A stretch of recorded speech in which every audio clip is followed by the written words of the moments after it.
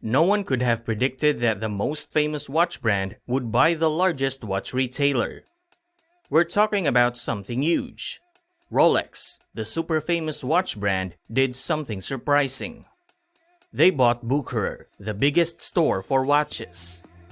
We're going to dig into what happened, why it's a big deal, and what might come next.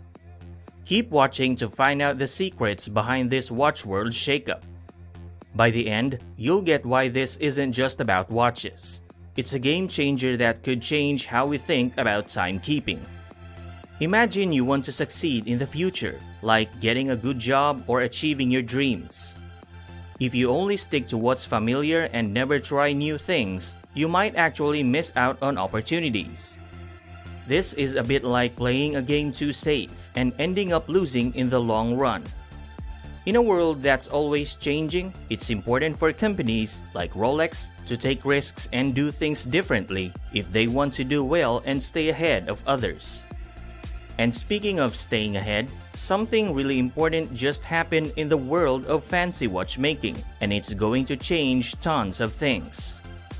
It could be an event that wakes up some watch brands that weren't paying attention. You know how people use the word genius to describe really smart or impressive things? Well, in the case of Rolex buying Bucherer, it's actually a perfect word to use. Rolex is the most famous watch brand and stands for super fancy and expensive timepieces. They recently bought Bucherer, which is the biggest company that sells watches in the world. This is a really smart move on Rolex's part. Now, Bucherer is a big player in the watch selling world. They operate in over 100 locations where they sell watches, and they've even bought another famous company called Torno in the United States. Clearly, they're expanding quite a bit. The interesting thing is that Bucherer and Rolex have been friendly partners for over 100 years. Many people say that Bucherer is the largest official seller of watches worldwide.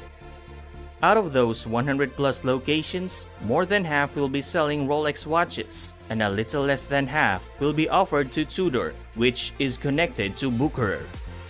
There are still mysteries going on about the deal because Rolex likes to keep things private, but one thing is for sure. This move took everyone by surprise and is likely to bring about significant changes, maybe even affecting billions of dollars in the entire watch industry. Think of it like a super clever strategy in a game. This move will help both Rolex and Bucherer because they can work together and make each other even better. This is a big deal for both of them and for their competitors too. And since the competition is so tough, especially getting people to buy their watches, this move gives them a really good advantage. But why did Rolex decide to make this move? There are probably three main reasons behind it. Firstly, Rolex wants to have more control over where their watches are sold all across the globe. Just to give you a sense of scale, Rolex still has more than twice the number of locations to sell their watches compared to Bucherer. But there's more to it than just numbers. Now, they can make sure that all the places where their watches are sold give customers a really special and unique experience, almost like being in their own special shops where everything is the way they want it. Many other brands are adopting this stylish store approach to make customers feel extra important. This is especially crucial for Rolex, even more so than for other brands, because unlike some brands that sell watches online, Rolex prefers selling through physical stores. They want to make sure that their stores provide the perfect experience. So, teaming up with the largest watch seller like Bucherer will help them improve the management of their stores and come up with even better ways to sell more watches in the future. Now, let's delve into another significant reason behind Rolex's interest in this deal. With the acquisition of Bucherer, Rolex gains control over one of the major hubs where various watch brands, including some of their competitors, are sold. To put it in perspective, Rolex contributes to around 1/3 of the total Swiss watch sales, which is a substantial portion. Undoubtedly, this played a role in the discussions between Rolex and Bucherer about the deal.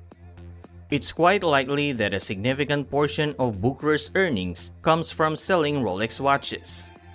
However, the interesting part is this: Rolex's ownership of Bucherer creates added pressure on other watch brands that used to rely on Bucherer to sell their watches.